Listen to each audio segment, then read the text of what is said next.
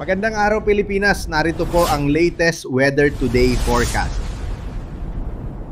Hapon ay humina at naging isang low pressure area na lamang ang bagyong Wilma, at base sa datos natin, ito pong orange, ibig sabihin medium chance na lamang, or medium po yung posibilidad na ito ay maging bagyo. Kung magiging bagyo ito in the next 24 to 48 hours, pero base po sa mga datos natin, mas malaki yung posibilidad na tuluyan pong malulusaw na itong low pressure area na ito. So patuloy po natin itong i-monitor. Samantala, patuloy pa rin ang pag-iral ng shear line at ng northeast monsoon, at ito magdadala ng mga pag-ulan sa malaking bahagi ng Luzon, lalong-lalo na dito sa may eastern section ng northern at northern, central hanggang southern Luzon. Samantala po, itong low pressure area natin na huling namatan dito sa may katubigan malapit sa may bahagi ng Colasi sa Antique, inaasahan din natin magdadala ng mga pag-ulan sa Mimaropa at sa Western Visayas. Mapapansin naman natin, malaking bahagi ng Visayas at Mindanao walang masyadong kaulapan, kaya maaasahan natin or inaasahan natin na maaliwalas sa magiging panahon ngayon sa malaking bahagi ng Visayas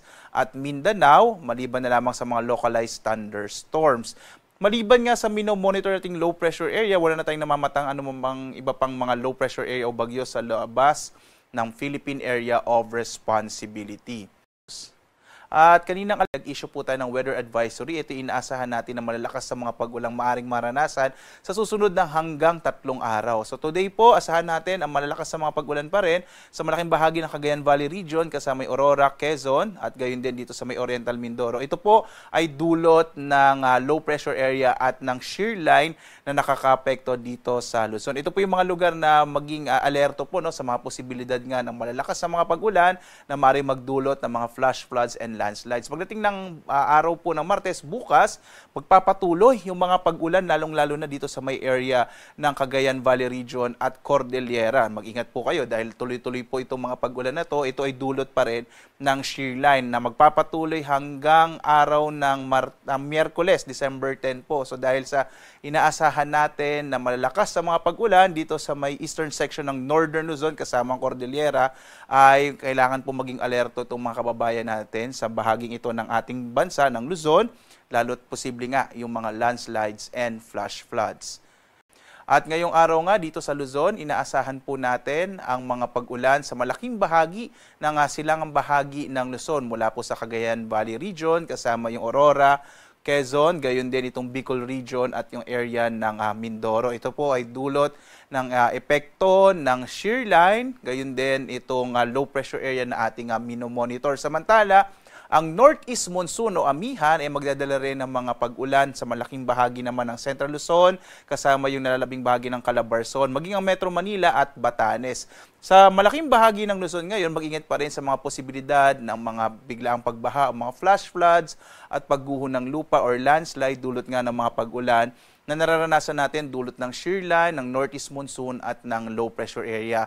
Ang malaking bahagi naman ng Ilocos Region ngayong araw ay makararanas ng mas maliwalas na panahon maliban sa mga pulupulong maihinang pag-ulan dulot ng hanging amihan. Agwat ang temperatura sa Lawag, nasa 21 to 30 degrees Celsius. Sa Baguio naman, 13 to 24 degrees Celsius. Sa Kamaynilaan, nasa 24 to 29 degrees Celsius. Sa Tagaytay, 21 to 28 degrees Celsius.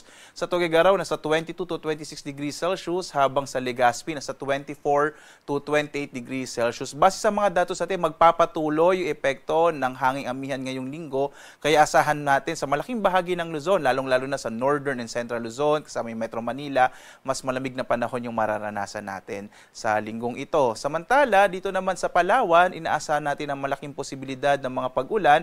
Dulot yan ng low pressure area na nandito nga sa may bahagi ng Western Visayas. Agwat ang temperatura sa Calayan Islands, 24 to 29 degrees Celsius. Sa Puerto Princesa, 25 to 32 degrees Celsius. Samantala naman, asahan natin ang mga pag-ulan sa Western Visayas dulot ng low pressure area, habang ang malaking bahagi ng Kabisayaan makararanas naman ng mga localized thunderstorms. Agwat ang temperatura sa Iloilo, nasa 25 to 28 degrees Celsius. Sa Cebu naman, 25 to 30 degrees Celsius, habang sa Tacloban, 25 to 31 degrees Celsius. Malaking bahagi rin ng Mindanao ay makararanas ngayon ng mas maaliwalas sa panahon, bagamat posible pa rin yung mga localized thunderstorms, kadalasan sa hapon hanggang sa gabi. Agwat ang temperatura sa Zamboanga, 24 to 33 degrees Celsius. Sa Cagayan de Oro naman, 24 to 30 degrees Celsius. Habang sa Davao, 25 to 32 degrees Celsius.